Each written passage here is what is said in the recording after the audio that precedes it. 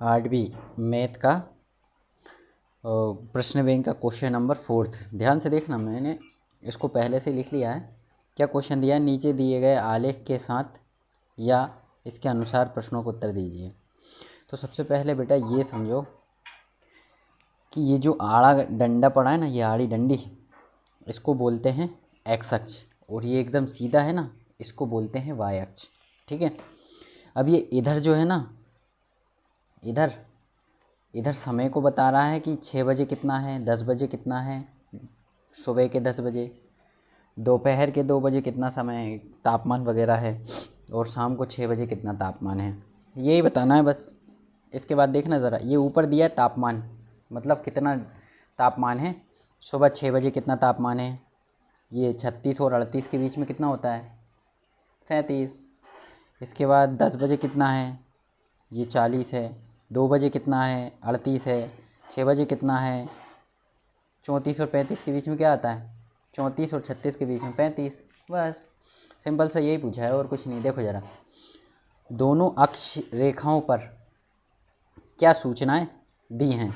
तो दोनों अक्ष रेखाओं को ध्यान से देखा, एक पे एक्स पे समय दिया है, वाई पे तापमान दिया है। तो यहाँ पे लिखेंगे अपन एक्स अक्ष पर समय तथा वाई अक्ष पर तापमान है। ठीक है। इसके बाद क्वेश्चन नंबर 2 करते हैं। प्रातः 10 बजे तापमान कितना दर्शाया गया है। तो समय पे पहुंच जाओ, टाइम पे। ये 10 बजे दिख गए हैं, तो इधर पहुंचो, ऊपर पहुंचे गए, इसी लाइन को पकड़ के ऊपर गए 40। तो यहाँ पे लिखेंगे प्रातः 10 बजे 40 डिग्री तापमान, ये सेल्सियस भी लिखना ज़रूरी है, दर्शाया गया है। ये पेन बंद हो गया, दर्शाया गया है। इसके बाद अगला आंसर देखना क्या पूछा है। कितने बजे सबसे कम तापमान है। जो सबसे नीचे हो वही सबसे कम तापमान होगा भैया। सबसे नीचे क्या तापमान है, ज़रा देखो। 6 बजे तो इधर है, इधर ये कितने पे है, अच्छा ये 6 पर है। तो यहाँ पे लिख देंगे शाम को 6 बजे, शाम को 6 बजे सबसे कम तापमान है। ठीक है। तो बच्चों इसके बाद अगला सवाल करते हैं, जो मैंने पहले ही लिख लिया है क्वेश्चन। इसको देखना ज़रा, इसमें अपन को ABC अक्षरों के मान निकालना है। तो ध्यानपूर्वक समझना इसको कैसे करेंगे। बहुत सरल क्वेश्चन है ABC का, देख के डर मत जाना कि कैसे निकालेंगे। तो मैंने देखो ये 2 लिख लिया, A की जगह खाली छोड़ दी, फिर 5 लिख लिया, B की जगह खाली छोड़ दी, फिर 3 का 3 लिख लिया और C की जगह खाली छोड़ दी। अब कैसे पता करेंगे कितना आए, देखना ज़रा। इसको क्या करना है, अपन को जोड़ना है। तो इसको जोड़ेंगे तो क्या करेंगे, बड़े ध्यान से समझना बच्चों, बहुत अच्छी चीज़ है, बहुत अच्छा सवाल है, बहुत मज़ा आएगा इसको करने में। देखो ज़रा, 5 में ऐसा क्या नंबर जोड़ें कि 4 आ जाए। जोड़ना है, घटाना नहीं है, नहीं तो तुम 1 घटा दो। तो इसमें क्या जोड़ेंगे, ध्यान से देखना। 5 में अगर तुम 9 को जोड़ोगे तो 14 आ जाएगा। 14 की 4 हासिल गई 1। समझ में आया कि नहीं, मतलब यहाँ पे 9 आएगा। ये तो पक्का हो गया, चलो इतना तो मिला। ठीक है। अब यहाँ पे हासिल का 1 है ना। अब ध्यान से समझना, यहाँ पे ऐसा क्या नंबर आए कि उन सबको जोड़ने पर 8 आ जाए। तो यहाँ पे देखना बेटा, अगर मैं यहाँ पे 4 लिखूँ, ध्यान से देखना, यहाँ पे तुमको लेके आना है 8। 8 लाने के लिए क्या करोगे, तो ऐसा कौन सा नंबर है जो जोड़ो तो 8 आ जाए। एक तो देखो 3 में 4 जोड़ेंगे तो 4 ही है, 3 और 1 4, 4 में 4 जोड़ेंगे तो 8 आ जाएगा, मतलब यहाँ पे 4 आएगा बेटा। कितना आएगा, ये लो जी, सिंपल सा हमको A का मान मिल गया। अब C का मान कैसे निकालेंगे भाई। C का मान निकालने के लिए यहाँ पे दे रखा है 2 और C का मान नहीं है, यहाँ पे उन्होंने जोड़ के दिया है 9। ऐसा कौन सा नंबर जोड़ें इसमें यहाँ पे कि 9 आ जाए। तो सिंपल सा 2 के बाद जोड़ लो, 3 4 5 6 8 9, जोड़ लो 1 2 3 4 5 6 7, कितना आएगा बच्चों यहाँ पे 7 आएगा। 7 में 2 जोड़ेंगे कितना आएगा 9 आएगा। तो इसका आंसर क्या लिखोगे, आंसर लिखना बहुत ज़रूरी है। अतः a इक्वल टू ये 4 होगा, फिर कॉमा v इक्वल टू ये 9 होगा, फिर कॉमा c इक्वल टू कितना होगा 7 होगा। इसके बाद अगला क्वेश्चन देखो, एकाधिकेन पूर्वेण विधि के प्रयोग से 85 की घात 2 को हल कीजिए। ध्यान से समझना, इसके ऊपर घात कितनी बेटा 2 है, तो इसको 2 बार लिखते हैं 85 इंटू 85, ठीक है। फिर इसके बाद एक लाइन खींची, ये इसका दायां भाग होता है, ये इसका बायां भाग होता है, ठीक है ना। ये इसका दायां भाग होता है, ये इसका बायां भाग होता है। ध्यान से समझना, दाएं और बाएं भाग में बड़े ध्यान से समझना।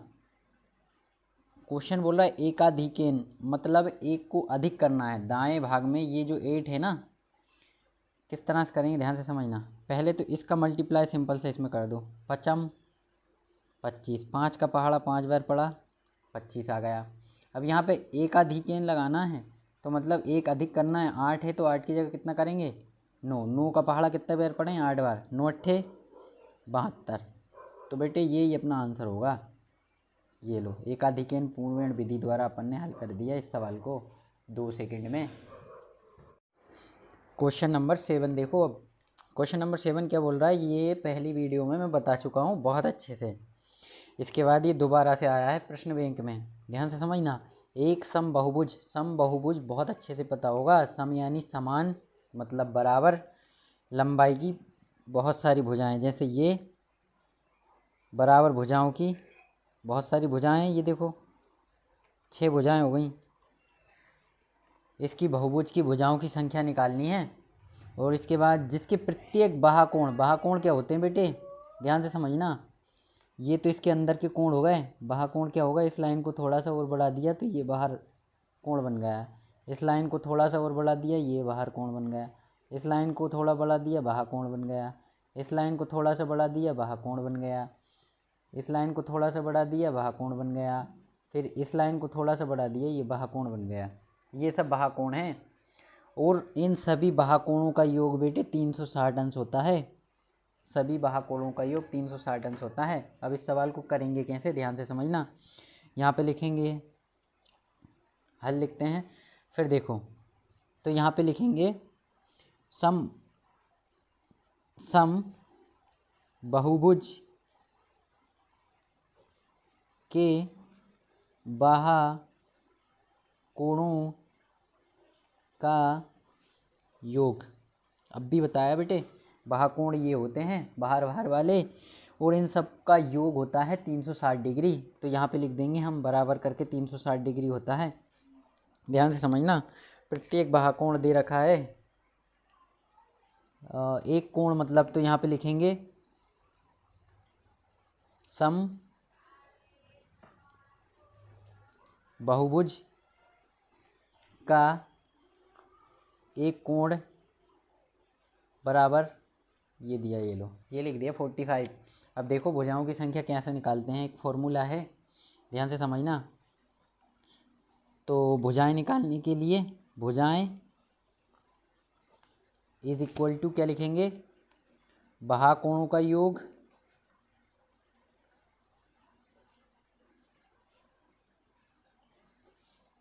बटे एक बाहाकोण। समझ में आ गया, बाहाकोणों का योग बटे एक बाहाकोण। तो ऐसे और भी सवाल आएंगे, बहुत अच्छे सवाल हैं, ध्यान से समझना। बाहाकोणों का योग होता है 360 डिग्री, और एक बाहाकोण कितना है 45, ये लो 45 लिख दिया, ठीक है। अब काट दो, 5 से काटो, 5 नम 45, 5 सत्ते 35 और 5 दूनी 10। अब इसको 3 से काटो, 3 तिया 9, 3 दूनी 6, 3 चुक्कू 12, फिर 3 से 3 एकम 3, 3 अट्ठे 24। ये इसका फाइनली आंसर आ गया तो यहाँ पे आंसर लिखना पड़ेगा, अतः जो पूछा था वही लिख दो। एक समबाहुभुज की भुजाएं, अतः एक सम बहुभुज की भुजाएं 8 होंगी। समझ में आ गया?